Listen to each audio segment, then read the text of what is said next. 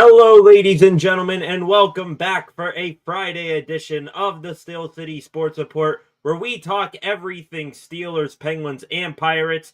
I am your host, Brady Vini, and we are just going to be flying by the seat of our pants tonight. I just posted a little over an hour ago my experience and POV from Pat McAfee's big night from Wednesday night. A little tired from that. Wednesday night's catching up to me, honestly. Didn't get home till about 2:30 in the morning, but I'm still happy that all of you are here joining me this evening. Going to talk a little bit about some Steelers, some Penguins, and Pirates as well. Pirates and Penguins actually going to have games here relatively close.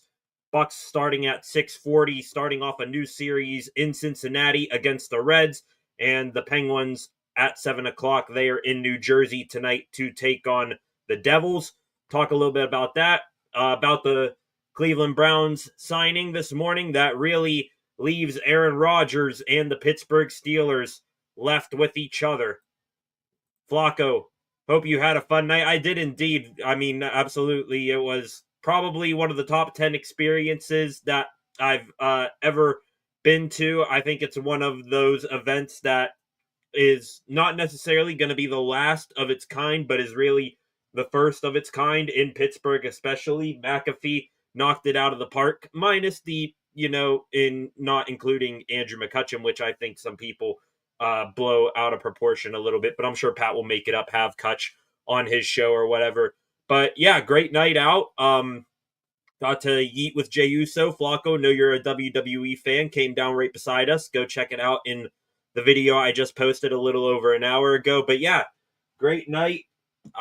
Think probably the first and only time you'll ever see Ben Roethlisberger, Paul Skeens, and the big three of Crosby, Malkin, and Letang all in one place. So that was absolutely electric. And yeah, just an overall great night. 5-6 of you in here right now. If you would please subscribe to the channel if you haven't done so already. Also, feel free to like and share this stream and comment just like Flacco did here. I'd be happy to interact with you fine folks tonight, really get things going here, and turn on notifications so that you never miss an upload from me or when I am live.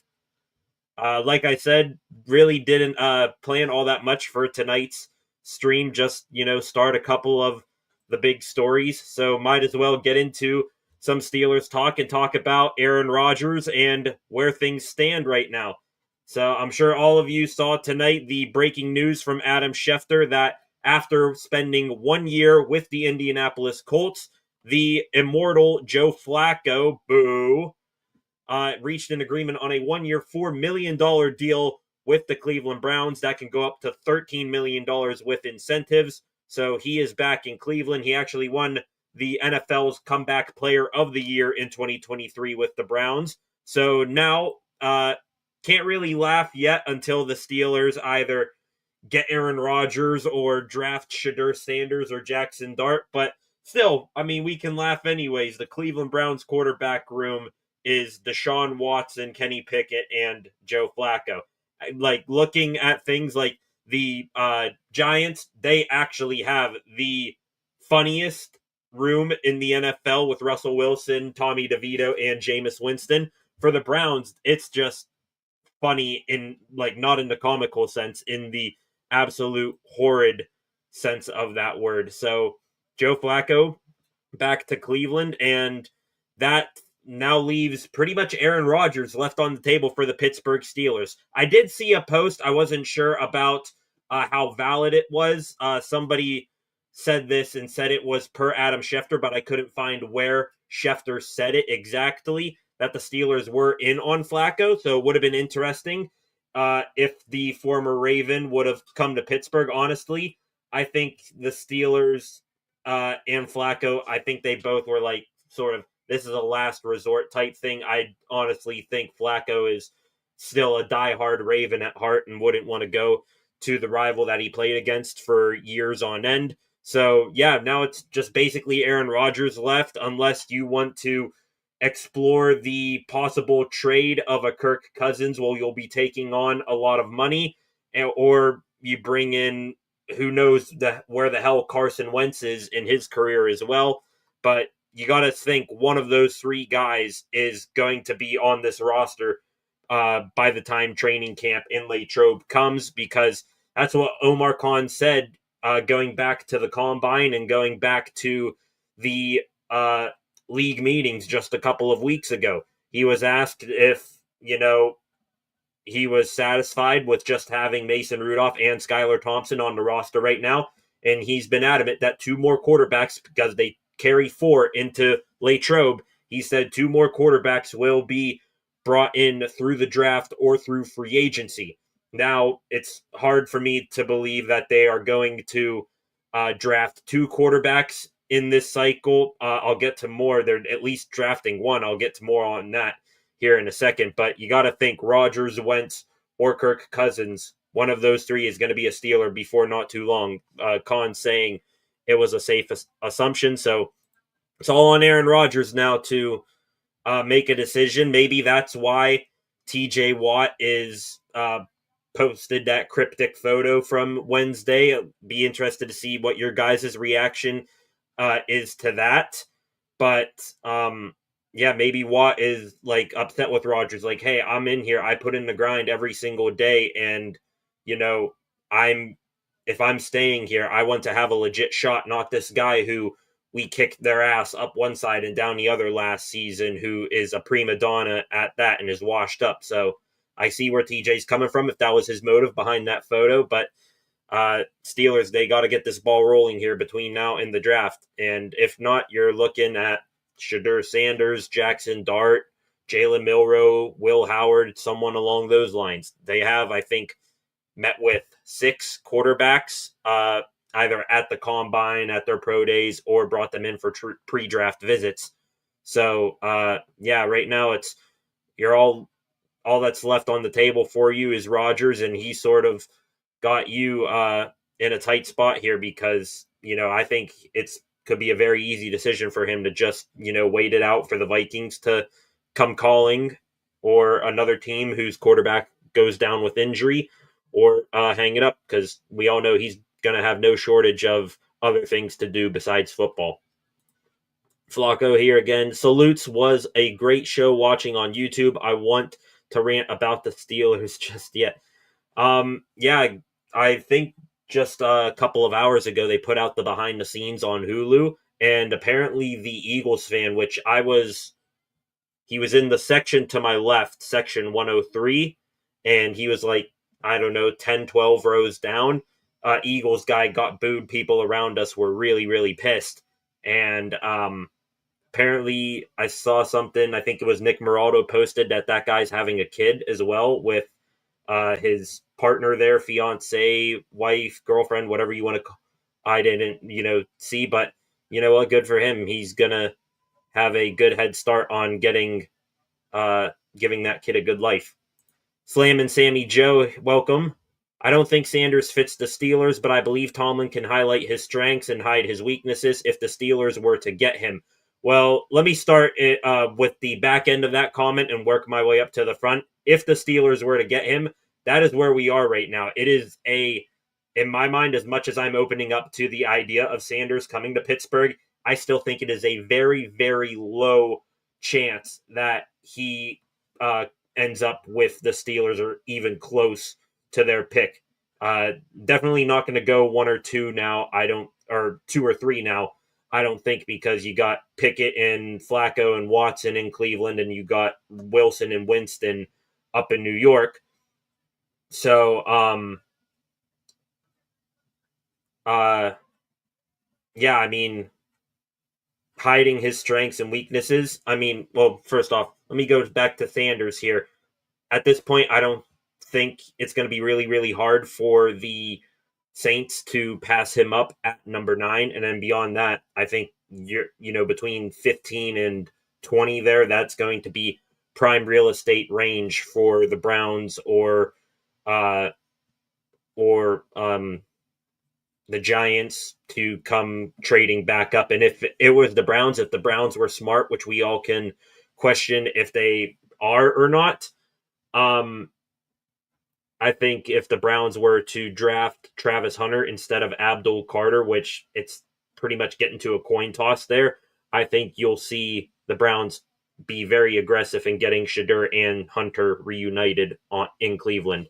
Highlighting strengths and hiding weaknesses, I guess you can say that, and that's really, kind of how Tomlin plays. Tomlin isn't going to like the sacks or the risk-averse passes, he's going to wind Sanders back in that front. But I think it was Sanders. He didn't throw the ball downfield too much, and when he did, it was to number 12 Travis Hunter. So I think you'll see a much more dink and dunk offense. I'm not sure how that's going to work, especially since you just brought in DK Metcalf and paid him money. You're going to want to get him and George Pickens as many opportunities as possible, in my opinion. So it definitely would be an intriguing pit. It would be very, very big boom or very, very catastrophic bust. So, yeah, I'm not sure about Sanders' fit either, but hey, you can't just live in your fears there and use that not to take him if he's there at 21. You got to take that swing if I'm the Steelers. We are too far back. Yeah, we are too far back in the draft, I think, and there's no way the Steelers trade up. As a matter of fact, I was going to save this for my sort of random segment of the show. Diana Rossini came out today with a report saying that, in past drafts, we've been filled with trade fireworks, but based on the conversations that she's hearing, she doesn't expect that type of chaos this year, thinking that there will be little trading up in this draft. If anything, a lot of teams are looking to trade back and recoup draft assets. So the Steelers, they don't have the draft capital this year to trade up. And if anything, they're going to trade back and take whatever of the top 4 defensive tackles in the first round later. You've been seeing that a lot in mocks. So, yeah, we'll see what happens on that front. I think he's a good fit for the Saints, though. Yeah, I mean, putting him down there with Kellen Moore, on the former Eagles offensive coordinator, who's their head coach now, I could see that being a good landing spot for him. Also, he'll be playing in a dome, which I think is like one of those niche things that Shadur and Dion have wanted for him. So he'll get his wish there if he goes to the Saints. I think the Jags or Panthers trade would be our only chance at Sanders. Talking about the Jags and Panthers trading up, be interested if they traded up for Shedeur. That would really put the faith in those two organizations and their current franchise quarterbacks into serious question. Be a very hot talking point. The Giants will most likely take him. Depends if I don't think they're going to take, unless they're really confident in Russell Wilson and Jameis Winston. I'd be very interested to see if they take it. So, though I think Cam Ward, he's a lock to go first overall, and after that, you're guaranteed to get Travis Hunter or Abdul Carter, and you would be insane if you're the Giants to pass up one of them for a very high risk, high reward pick in Sanders. He'd be a good fit to the Raiders as well, but they extended Geno. Honestly, don't rule out the Raiders because, Geno Smith, he's 33 now? So, 2-year deals, in the NFL, quarterbacks, even if you sign an extension and a new contract, you're not guaranteed to be the starter forever. We just talked about Kirk Cousins. Look at him. Signs a big deal down in Atlanta, and now he's back up to Michael Penix Jr., who they drafted then. So you could look at an Atlanta Falcons situation with the Raiders where they brought in and gave a new contract to a proven quarterback in the NFL, and then they drafted his replacement who, midway through the season took his place. I wouldn't doubt whatsoever if the Raiders decided to take Sanders there, only if Genty is gone. I will put that caveat in there. I think if Genty is there for the Raiders, then they like him very, very much. And you got Pete Carroll as your head coach. He loves those 3-down backs who are just absolute workhorses. He had Marshawn Lynch, for goodness sake, so he's going to want to get a, superstar running back in there. Probably take 2 firsts to trade with the Jags. Talking about trading up with the Jaguars. The Steelers are in absolutely no position to trade up right now. All they can do is go back, in my opinion. Trade up with the Panthers as well. yeah, this I'd be shocked if you were able to get up into the top 10 if you're the Steelers. I don't want to move up, to be honest, but hey, only reason I'm moving up for Shedeur Sanders is if for some wacky, crazy ass reason, all four of the top defensive tackles, Mason Graham, Kenneth Grant, Walter Nolan, and Derek Harmon are gone. That's the only reason why you trade up to get um, Shedeur Sanders if you really like him. If all of those guys are gone, if Shadeur's there at 21 and like one of those defensive tackles, that would be a debate. So we'll have to wait and see what happens. Speaking of Shedeur, let's just get out of the way. Let's talk about him. So Shedeur did really a big media round yesterday. He was in the Steelers facility yesterday. We saw pictures of him at Pittsburgh International and did some Zoom calls on certain shows. I think he was on Up and Adams with Kay Adams, and he was also on The Insiders last night with Ian Rappaport and Tom Pelissero. And from what he said, it sounds like he really enjoyed his time in Pittsburgh, meeting with Mike Tomlin and whatnot. He, trying to find a quote here, said the Steelers were great. The Steelers were great. I get it now. So obviously enjoyed his visit. And I think he said something along the lines of, Mike Tomlin and his dad, they have a lot of characteristics and the style of coach they are. If he sits behind Aaron Rodgers, he would have no problem with that. And that teams would make a mistake letting him go to Pittsburgh. So like his moxie, play is questionable. You got to work on that kid a little bit. So be very interesting if he came to Pittsburgh. Also, another guy who the Steelers like very much. Honestly, the Steelers might like this guy more than Sanders. That's Jalen Milroe. He is a triple threat for meetings with the Steelers. They met with him at the Combine, at his pro day, and I believe are going to bring him in for a top 30 visit if they haven't done so already. Maybe it was the Senior Bowl I'm thinking of is where they met him the third time. So, yeah, they really like Jalen Milroe too. And he said that he had a good visit with Mike Tomlin too, said there was like no stress in that environment. It was just a laid back, like two dudes talking ball. So, seems like Tomlin has really gotten through to these quarterbacks, and now it's just a matter of how the Steelers are going to finagle to get one of them. They definitely are going to draft a quarterback, I have no doubt, whether that's round one, Shedeur Sanders, Jackson Dart, or whether that's round 5, 6, taking whoever, Kyle McCord, Quinn Ewers. Doubt Will Howard falls that far. But, yeah, get used to one of these prospects wearing the black and gold here. You'll definitely see their picture on the Steelers page here in 2 weeks. They'd have to be a freak player to move up. Yeah, to move up in the draft, it would need to be someone to blow you away. Like, I'm just spitballing here. If, say, like Mason Graham were to fall to like fall into the tens, then you consider trading up because that guy's going to be a good defensive tackle in the league. Walter Nolan is a guy who's really shot up my draft boards for prospects, and would love to have him in the fold. Just Mike Tomlin has taken real fancy with Walter Nolan as well. Really, any of those 4 defensive tackles I'm taking at 21 and possibly moving up if 3 of them go off the board in quick succession. But we are looking desperate. Yeah, Steelers are definitely looking desperate for Rodgers. I mean, we met each other, we talked in the hallway, but prom's coming up, so let's go out and we'll check our other options, see if anybody else will go to the prom with us.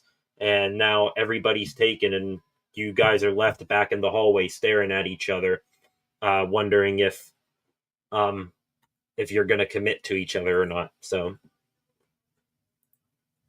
I like Milroe over Sanders. Yeah, I mean, if you want to go from a pure athlete perspective, definitely Milroe is better than Sanders. Now, the best endorsement I can give for Jalen Milroe is that he's got something that Mike Tomlin has said, not really lived up to him bringing in quarterbacks with such quality and committing to them.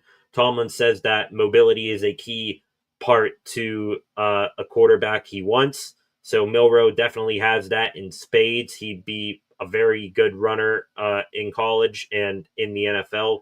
That'll translate. The only thing with him is that you got to get his arm under control, get him with more accuracy, and not comparing the two here, but a guy who is one of the best throwers in the league right now and also one of the best runners is Josh Allen up in Buffalo. Now, Milroe isn't as tall as Allen, but he's developed his arm over the years. Allen came into the league, couldn't hit the broadside of a barn, and now won, league MVP last year. So with Milroe, it's all about, developing that arm. Hopefully, if you said last year you developed Justin Fields, he was a better thrower of the football in the 6 games that he played. So maybe you can rub that off on Milroe if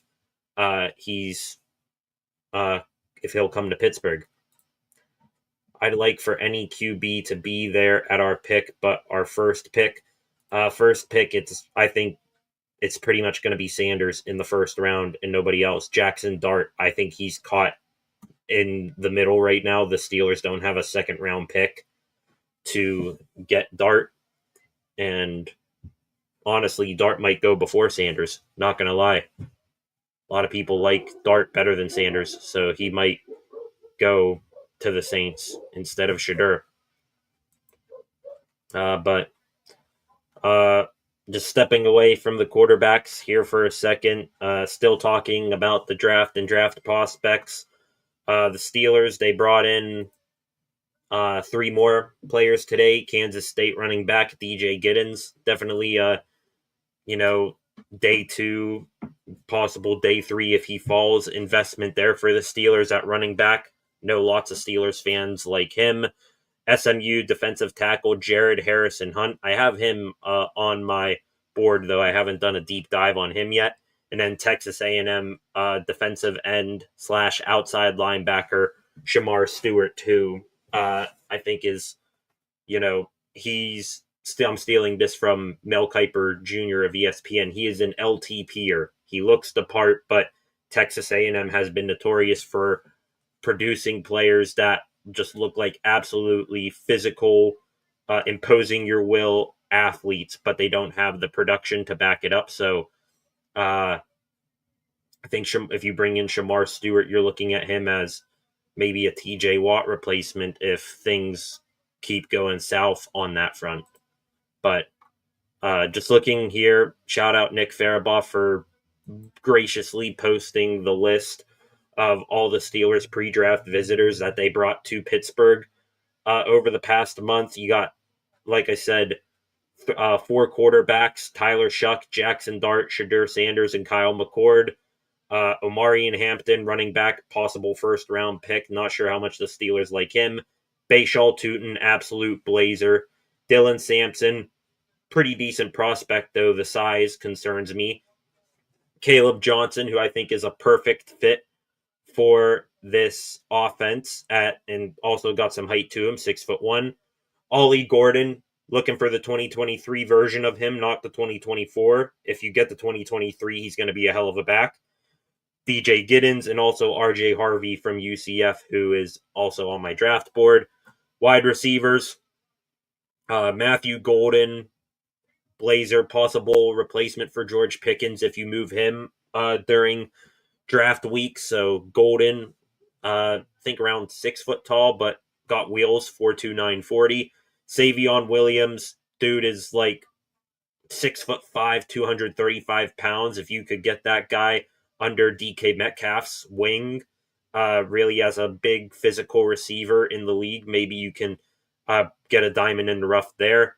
2 Iowa State wide receivers, Jaden Higgins and Jalen Knoll. Love both of those wide receivers. They're both in my top 10 4 wide receivers in this class. On the defensive side, Shamar Stewart, who I just said, J.J. Pegues, all right defensive lineman, possible late day 2, early day 3 selection there. Derek Harmon, Cam Hayward Jr. in my book, dude is 6'5", just tested really well. I would love to get him under Cam's tutelage. Josh Farmer from Florida State, really a block of gold amongst a bunch of crap there at Florida State. Yaha Black, Jared Harrison Hunt, Elijah Roberts, all day 3 picks, most likely, maybe not Elijah Roberts. And then Jamari Caldwell, who I think one of my dreams for this draft for the Steelers is if you can get the 2 Oregon guys there, Derek Harmon and Jamari Caldwell. You got one tall, little more agile guy who, could possibly be your Cam Hayward replacement, and then you got a short but thick Jamari Caldwell there who's going to plug the middle of that line, get the low center of gravity going in stopping the run. And then 3 defensive backs so far, 4 top 30 visits, Azariah Thomas, Trey Amos, Nick Amenwari. I don't think any of those 3 guys are going to be Steelers, at least if they go in the first round. And then 4 local visits to Wyatt Millham from West Virginia, 3 pick guys, Donovan McMillan, Gavin Bartholomew, Ben Sauls, the kicker. So pay attention to that list, ladies and gentlemen, if you have it handy. Pay attention because one of those guys is going to be, a bunch of those guys are probably going to be Steelers. The Steelers over the past 2 years, they've taken anywhere from 4 to 6 visits to their facility in the draft. So they're really showing you their hand there of who they like and who they're thinking of taking. Do you think Egbuka will fall to the 3rd or 4th? If you're talking 3rd or 4th round, no chance. Honestly, I put my floor for Emeka Egbuka, unless somebody really phenomenal is still on the board for this team.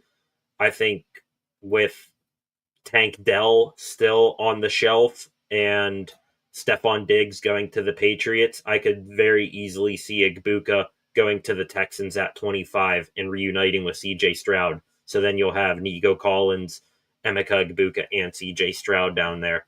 They're really turning the Houston Texans into the Houston Buckeyes, in my opinion. Dart, I think, is the best fit for the Steelers, but Milroe could still be there 3rd round. I agree with both of those statements right there. Dart definitely is the best fit for the Steelers, in my opinion. He's been getting comps to Jalen Hurts, which the Steelers, with what they've done ever since Omar Khan and Andy Weidel have taken over in the front office, what they've done is try to build this team in the trenches, just like the Eagles did. And that shows you that they're probably going to look to do that again this year, possibly most likely taking a defensive tackle in the 1st round. But, Dart is probably, he'd be my 2nd best option, long-term option, that is, for the Steelers. First one was Justin Fields. He's up in New York now. So Jackson Dart, he'd definitely be a good fit for this offense. Got to get him throwing downfield a little bit more, but hey, kid can play, and he played it in one of the, if not the toughest division in all of college football, the SEC. I like Egbuka. Yeah, I do too. Just wide receiver with Metcalf now on the team, not the top priority anymore. You're looking probably at the earliest 3rd, 4th round for the Steelers to take a wide receiver this year. But if the Steelers were to lose their mind and take Egbuka in the 1st round, you got GP on one side of the field, Metcalf on the other, Egbuka work in the slot, and Pat Freiermuth also out there at tight end. That is one hell of a foursome for whoever's quarterback to throw the football to. But yeah, Egbuka was at the top of my list before the offseason began, but now we're here Don't think that's going to happen. Think Texans go O-line. Yeah, I could very well see that, but it just depends on who all's there. Will Campbell, Armand Membo, they're going to go early. If Texans go O-line, I've seen Josh Simmons lined up to them, another Ohio State Buckeye. So just depends if there are any knock your socks off offensive linemen there at 25 for them, which offensive linemen in this day and age in football, they are just a check waiting to be cashed. I mean, look at the Steelers. They got 4 years out of Dan Moore Jr. How good those 4 years are up to your interpretation. But now look, who would have guessed that this time 2 years ago, Dan Moore Jr. would be bringing the Steelers a third-round pick, and you could be having, more offensive linemen. You see what you got in them, and then you pass them off to another team for draft compensation, depending on how, Broderick Jones plays out in his third year at left tackle. So, yeah, Texans go line, just depends on who's there. I think offensive line is going to get hit heavy and hard in this draft because just how much valuable they are. If you hit on one, great. If you don't hit on one, you're going to get that. You're going to get reimbursed for that greatly. I like Dart too, but he's been getting some bad rap from around the league, which sucks. Yeah, I mean, if you give me a second here, I will see if I can pop up the draft list I have on the quarterbacks here. Really, all of Dart's stuff is like he faltered against stronger competition, which when you're in college football, when do you don't? Dart, 6'2", 225, 21 years old, so very young to form him. 13 games. This is last year, 13 games, a touch under 70% completion percentage, well over 40 or 4,000 yards, 29 touchdowns, 6 interceptions. I mean, I get he got a bad rep, but just looking at his things here, his 2 pros are that he's light on his feet for quick throws and scrambles, and that he's got above average mobility and escapability thanks to his speed and vision. But some of the cons that I have for him that you need to work on: his footwork, which forces him to, muscle in throws. Got to work on his deep ball a little bit. Will tend to get stuck on his first option and will be slow getting through his progressions. And the one thing working against Dart here the most, I think, is that he has almost no experience under center, which, play action offense with Arthur Smith, you definitely need a quarterback who can do that. That was the one bad rep on Justin Fields when he was here. Didn't have much under center experience in Chicago. He came here, had a couple of fumbles off of, things like that. So, Dart and Sanders, it's an interesting debate. I did a mock and Derek Harmon fell to the Steelers. That is what I love most when I'm doing mock drafts. If I'm the Steelers, if I can trade down and still get Harmon at like 26, 28, something like that, with a team who wants to come up, I'd be absolutely thrilled. Possibly recoup a second-round pick in the process. Omar Khan, he loves to make trades like that, and honestly wins most of them, getting, how the hell did he get that pick for, that asset we traded away?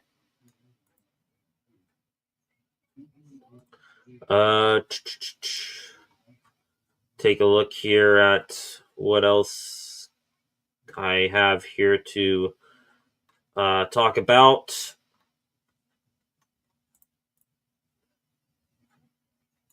Okay, so we talked about Rodgers, we talked about Sanders and Milroe, and we talked about Steelers pre-draft visits.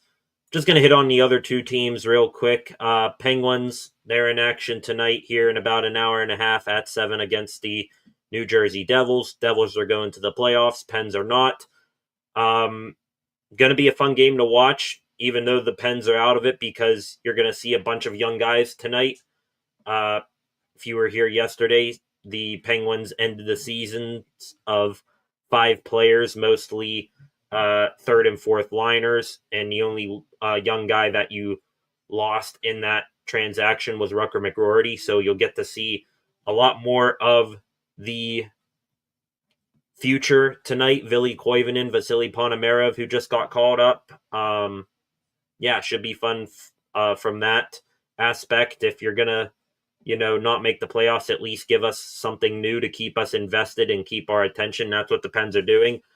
But really, I think above all things, tonight's going to be a night of memory and honoring a legend.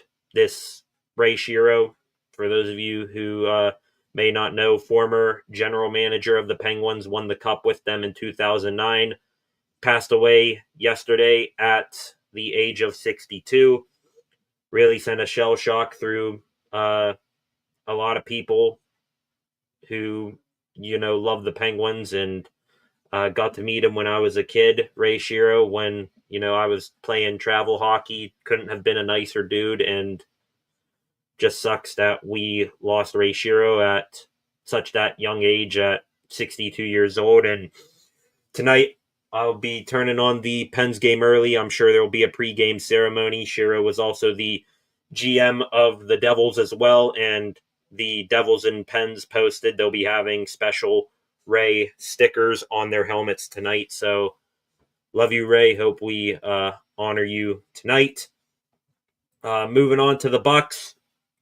They start a new series, like I said, against the Cincinnati Reds here in an hour.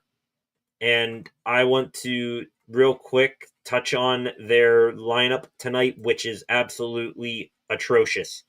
Remember, folks, we are in year 6 of the Ben Cherington, Derek Shelton regime in Pittsburgh. And your starting outfield tonight is Tommy Pham, 37 years old, Jack Suwinski in center field, who is still trying to figure out how to hit a ball and not strike out, and also probably getting close to an equally washed up 33-year-old Adam Frazier in right. And then leading off, you have Emmanuel Valdez, who I'm sure most of you seeing this right now didn't know who the hell that was up until about a month ago when the Pirates acquired him. So Valdez leading off, batting second. Brian Reynolds still dealing with an injury, but is able to bat. He will DH, batting second. Joey Bart, along with Reynolds, pretty much the only bat that you can rely on constantly in this lineup. He'll bat third and catch. Endy Rodriguez moves up from the bottom third of the lineup up to cleanup, playing first base. Key Brian Hayes batting fifth at third base. Suwinski in center, Pham in left, Frazier in right, and then Isaiah Kiner-Falefa batting ninth. Why the hell Andrew McCutchen isn't playing tonight, I have no clue. You had an off day yesterday, put Cutchen right, let him hit. I don't get it. I don't get it. Just Shelton needs to go, Cherington needs to go. Bailey Falter's on the bump, so hopefully he can pitch his ass off tonight with this, atrocious lineup behind him. Just absolute garbage lineup. Year 6. Sell the team. But for those of you here, go check out my video I just posted before I went live from the Pat McAfee show that I went to. 3 different occasions in which sell the team chants broke out. Very deserved. One was when Paul Skeens was on stage, and Skeens didn't really address it, but you can tell he was deep down he knows that this ownership and the people steering the ship isn't, doing their jobs. They never did, honestly. Back to Flacco. I'd rather trade back too if these guys are falling. Yes, if guys are falling, if you in all the mock draft simulators I do, if Walter Nolan and Derek Harmon are there at 21, maybe I move back a couple of spots and wait for one of those 2 guys to fall. Because, you got to recoup a second round pick, in my opinion, or at least a high third round pick. Be my ideal scenario. And for those of you here, 9 of you, first off, if you're new here, subscribe to the channel, turn on notifications, like, share, and comment in the live chat. Hope you join me again here 2 weeks out from the draft. I'll be back with a mock draft Monday, do a live mock draft here on the stream. I think this upcoming week, we're just going to do a first round mock where I just hit select all and make one pick for each of the teams, which kind of strange for the first time in a long time. Each and every single team has their first round pick. So it will be fun to play around with the mock draft on Monday, and also hope you join me back here in 2 weeks. I'll be live for at least the first 2 nights of the draft, maybe day 3 that Saturday. We'll cross that bridge when we get to it, but I've been working on my draft board here, doing a deep analysis into some of my favorite prospects at each position. Hope to get that done before draft day as well. So be a fun time. Come back and for the live stream on Thursday the 24th. Let me pop this up here. Let's take a quick stroll through Twitter, see if any more news is popping off as of right now.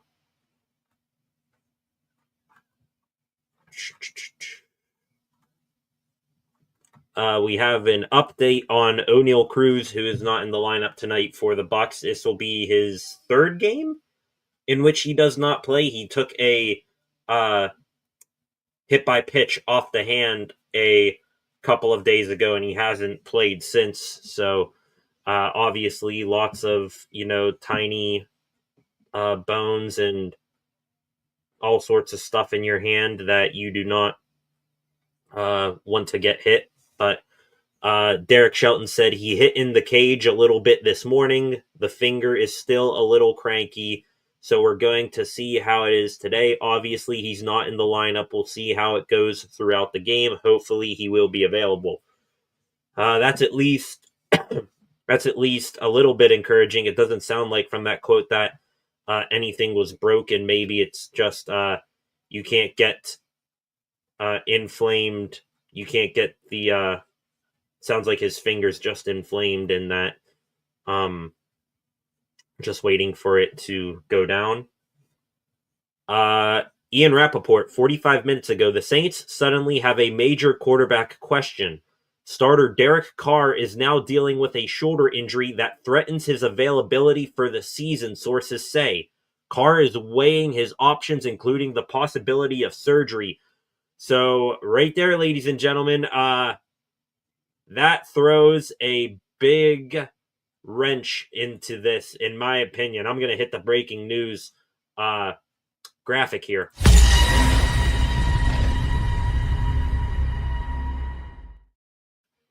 With that news right there, honestly, Aaron Rodgers or Shedeur Sanders, you're only getting one of them because the other might go to the Saints. Yeah, now I'm seeing mocks everywhere of Aaron Rodgers in a New Orleans Saints jersey. That's insane. So the Saints all of a sudden are a super quarterback needy team. They were a quarterback needy team before, but now it might be a foregone conclusion that they're going to take Sanders at number 9. Wow.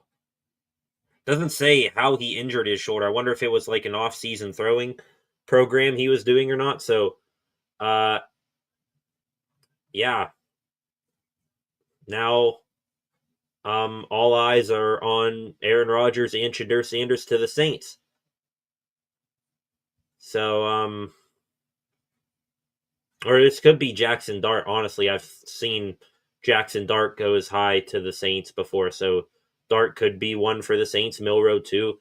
I won't necessarily say it's a foregone conclusion that Sanders is going to go to the Saints now, but still, though, that raises the likelihood by that much.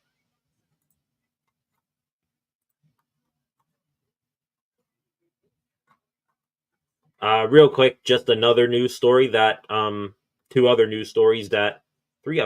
actually that I forgot to hit on here now that we're in the random news portion of the show.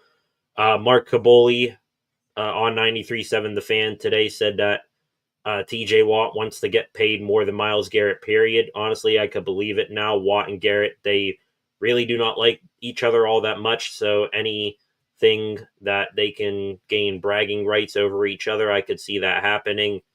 Watt deserves the $40 million, just not sure if that's here with the current state of the team. Not really Pittsburgh news here, but still, former Pirate is back in the MLB. Yasmani Grandal last night agreed to a minor league deal with the Boston Red Sox. Probably get promoted to the MLB squad at some point there. And this one, I believe, came out last night as well. Former Pittsburgh Steeler quarterback and Steelers legend Terry Bradshaw saved the day for a group of travelers trapped on a plane at Pittsburgh International Airport. KDK news reporter Ricky Sawyer posted this story saying that the door on Bradshaw's plane was stuck for close to half an hour before Bradshaw helped force it open, according to a passenger we spoke with. So, congrats to Terry Bradshaw for getting that stuck plane door open.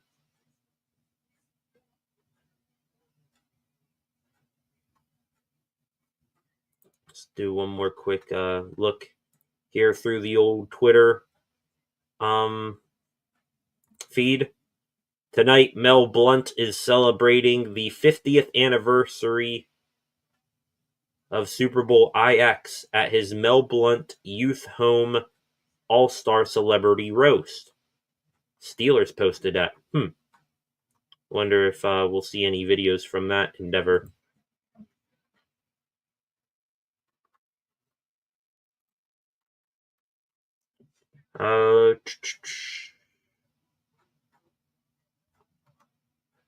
Still looking here, and just all Derek Carr in my feed right now.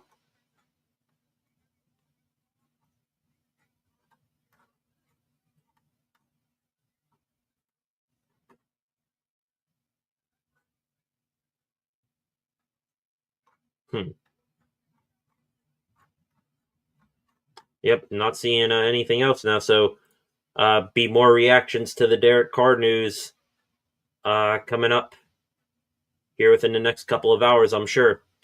But with that, I think I'm going to call it a stream. I appreciate you all very, very much for joining me here. Loved interacting with you fine folks on this Friday evening. Thank you for spending a little bit of that time with me. Gonna wrap things up here. Bucks coming on in about 40 minutes. The Penguins not too long after that is a Bucks and Pucks night. And thank you all very much again. Like, share, and comment on this stream. Subscribe to the channel. Turn on notifications so that you never miss anything that I post or when I am live. Go check out my new video that I put out today, my POV from the Pat McAfee show, Big Night At. Had a blast with my father at that event Wednesday night, or into early Thursday morning as well. That's how long the show went. Cut everything down in that video. So appreciate you all. Have a good weekend. See you back here on Monday for a mock draft Monday and for some more Pittsburgh sports news. Love you all. Have a great weekend. Peace out.